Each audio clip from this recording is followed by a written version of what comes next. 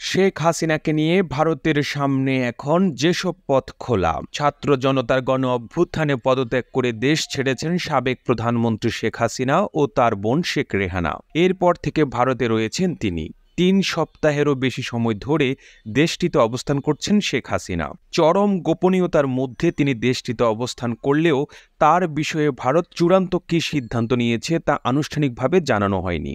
গত সপ্তাহে বাংলাদেশের অন্তর্বর্তী সরকার শেখ হাসিনার ডিপ্লোম্যাটিক বা অফিসিয়াল পাসপোর্ট প্রত্যাহার করে নিয়েছে। ফলে ভারতে শেখ হাসিনার অবস্থানের ভিত্তি কী হবে তা নিয়েও নানা প্রশ্ন উঠছে। এমন পরিস্থিতিতে ভারতের শীর্ষ পর্যায়ের সরকারি কর্মকর্তা ও বিশ্লেষকদের সঙ্গে কথা বলেছে বিবিসি।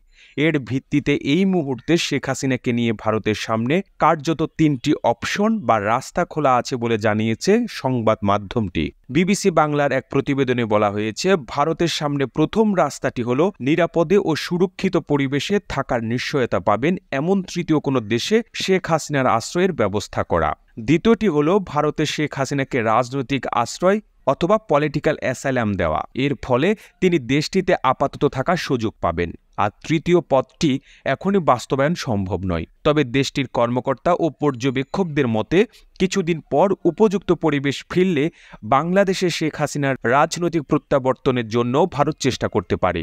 কেননা রাজনৈতিক দল হিসেবে আওয়ামী লীগের শক্তি এখনো ফুরিয়ে যায়নি। প্রতিবেদনে বলা হয়েছে, প্রথম পথটি ভারতের কাছে সেরা অপশন। তা নিয়ে অবশ্য কূটনৈতিক বা থিঙ্ক ট্যাঙ্ক মহলে কোনো সন্দেহ নেই। কারণ শেখ হাসিনা ভারতে থেকে গেলে আগামীতে দিল্লি ঢাকা সম্পর্কে বিরূপ প্রভাব পড়তে পারে। বাংলাদেশের পক্ষ থেকে শেখ হাসিনাকে ভারত বাংলাদেশ প্রত্যর্পণ চুক্তির আওতায় হস্তান্তরের অনুরোধ আসলে তা কোনো না কোনো যুক্তিতে ভারত খারিজ করে দেবে তা নিশ্চিতভাবে বলা যায়। শেখ হাসিনাকে বিচারের জন্য বাংলাদেশের হাতে তুলে দেওয়াটাকে পর্যবেক্ষকরা কোনো বাস্তবসম্মত অপশন বলে মনে করছেন না। ভারত সরকারের পক্ষ থেকে সবশেষ জানানো হয়েছে যে শেখ হাসিনা এবার ভারতে আসার বিষয়টি ছিল সাময়িক। গত ৬ আগস্ট ভারতের পররাষ্ট্রমন্ত্রী এস জয়শঙ্কর দেশটির পার্লামেন্টে বাংলাদেশে পরিস্থিতি নিয়ে বিবৃতিতে এই প্রসঙ্গে ফর দ্য মোমেন্ট তখনকার মতো কথাটা ব্যবহার করেছিলেন। এরপর থেকে এই বিষয়ে কোনো বক্তব্য আসেনি। কেননা শেখ হাসিনাকে নিরাপদ কোনো তৃতীয় দেশে পাঠানোর চেষ্টা এখনো পুরোদস্তুর অব্যাহত আছে। তবে সেটি সফল না হলে দিল্লিও তাকে রাজনৈতিক আশ্রয় দিয়ে যতদিন খুশি ভারতে রাখতে কোনো দ্বিধা করবে না। দেশটির পররাষ্ট্র মন্ত্রণালয়ের একজন শীর্ষস্থানীয় কর্মকর্তা বলেন, we are hoping for the best,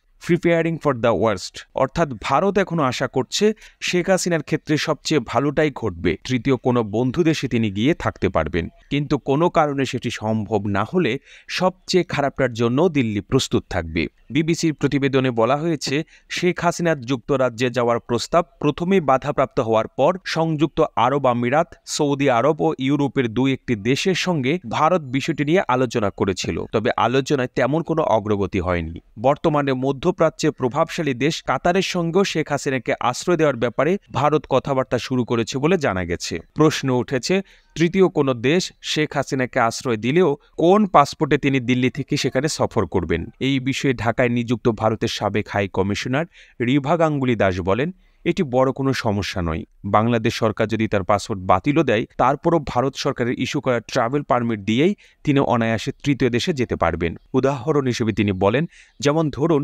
ভারতে এরকম হাজার হাজার তিব্বতী শরণার্থী রয়েছেন যারা জীবনে কখনো ভারতের পাসপোর্ট নেননি। এসব লোকদের ক্ষেত্রে ভারত একটি ট্রাভেল ডকুমেন্ট ইস্যু করে থাকে। সেটি দিয়েই তারা পৃথিবী চষে বেড়াতে পারেন। একান্ত প্রয়োজনে ভারত শেখ হাসিনাকে রাজনৈতিক আশ্রয় দিয়ে রেখে দিতে হলেও সেটি করতে তারা দ্বিধা করবে না বলে এখনই ইঙ্গিত পাওয়া যাচ্ছে।